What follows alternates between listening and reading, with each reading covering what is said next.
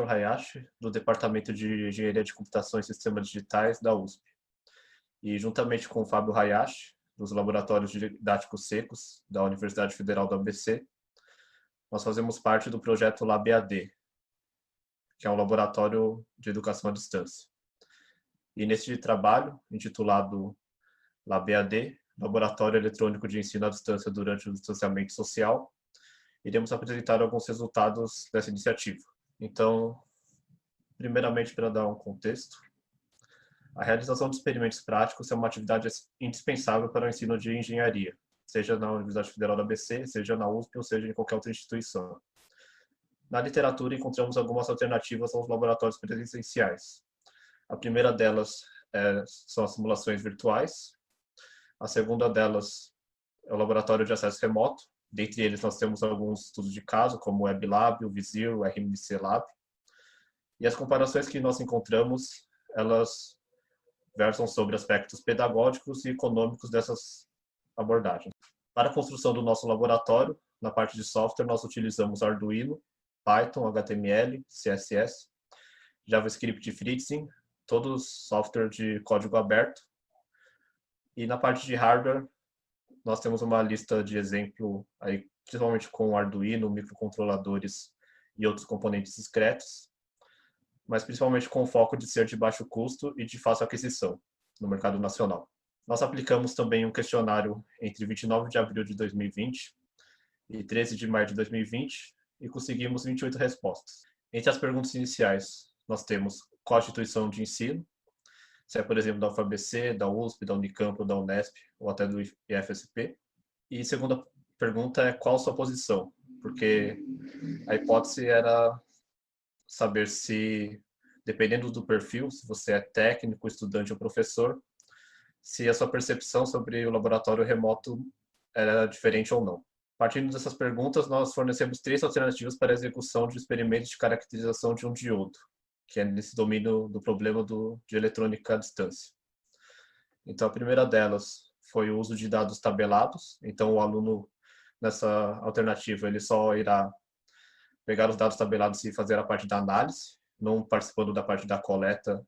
A segunda alternativa, nós fornecemos o contexto da execução de um experimento, mas sem um aspecto de interatividade.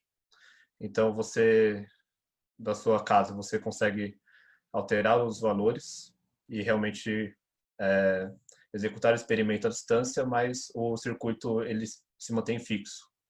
Você não consegue mudar esse circuito para outro experimento. A terceira alternativa, nós incluímos um elemento que é um relé, para que, de uma forma similar com o que ocorre nas FPGAs de circuitos digitais, para esse circuito analógico, nós conseguimos, de forma remota, alterar esse circuito e assim dar um aspecto mais interativo à experiência. Fizemos uma discussão entre as abordagens. As abordagens são o laboratório existente presencial, os dados tabelados, simulador, um híbrido e o laboratório EAD.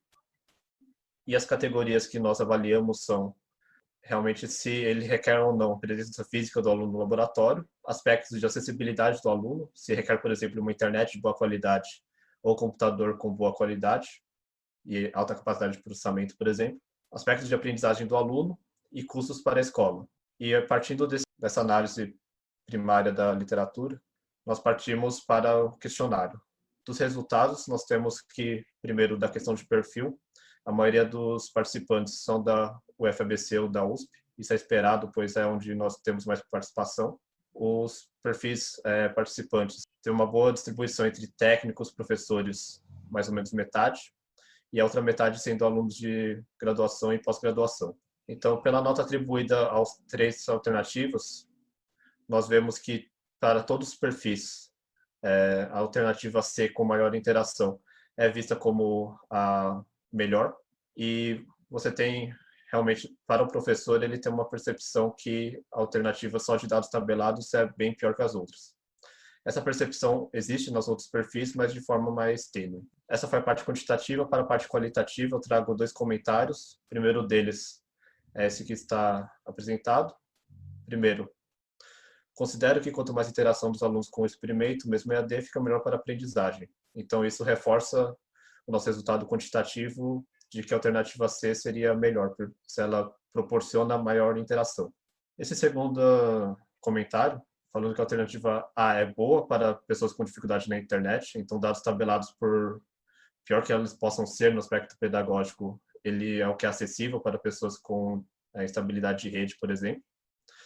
As alternativas B e C para essa pessoa também são interessantes, mas ele vê essa necessidade de equipamentos de código aberto, ou pelo menos que você consiga integrar e fazer esse acesso remoto.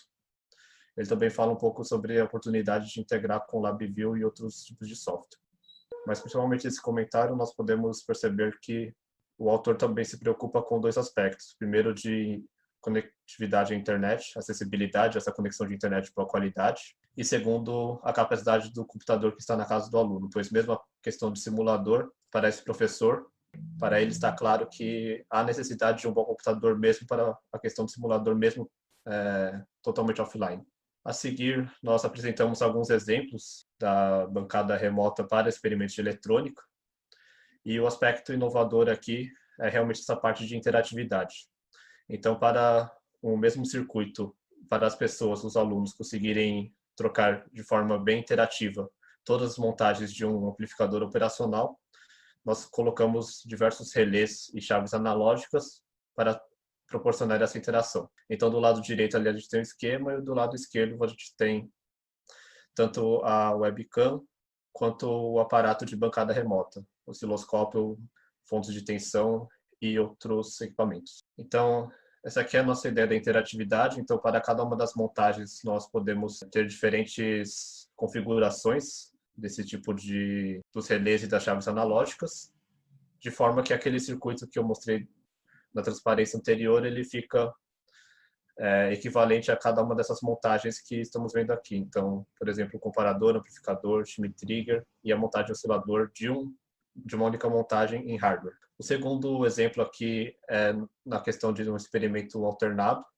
onde nós demonstramos os primeiros resultados de um experimento de eletrônica com o nosso osciloscópio desenvolvido internamente.